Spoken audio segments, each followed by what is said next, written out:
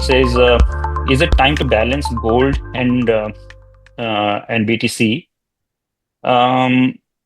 What is the mental model between BTC ETF versus MicroStrategy? It's a fair question. So I would say, first of all, yes, definitely a lot of people are thinking of Bitcoin as a kind of a digital gold. That's the narrative, and that is the way people are thinking for future. This will become on par with gold as an inflation hedge. And the reason being very simple, that both come from a scarcity concept. The gold, why it was considered an inflation hedge, was the same reason, and Bitcoin is considered the same way. And having considered Bitcoin on par with gold, I would say ETFs are one-to-one like what usually existed with gold, where you could invest into gold ETFs. Similarly, you can invest in Bitcoin ETFs.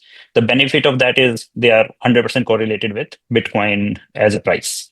Of course, you pay some 0.25 or 0.3%, depending on the ETF, kind of a fee annually, but otherwise they are day-to-day correlated.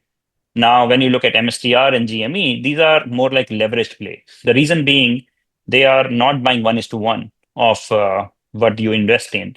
They are basically a speculatory value, but we call it as an option value of the future growth of Bitcoin. So what they do is they issue convertible bond, which is convertible at a certain price, usually above the current market price. So in a way, they are selling to the bondholders, they are selling an option, which is a multi-year or a leap, you can call it a 4-year, 5-year option built into the this offering. And that creates a leverage effect onto the stock. And that is where I think MicroStrategy is using this as a kind of a new instrument where you can buy a treasury asset as Bitcoin, which is acting like ETF plus option value of where the future price can go of Bitcoin. And combined, you are betting on a single product as a stock, which is MicroStrategy. Now, I would say how to make a mental model is that whether you are willing to take that leverage, whether you are willing to go and risk the drawdowns, which happens, and the volatility. Either you can use it in your favor, as we have discussed multiple times, like volatility, if used correctly in your investment, using options and so on, can give you higher returns. And if not done properly, it can also be pretty risky.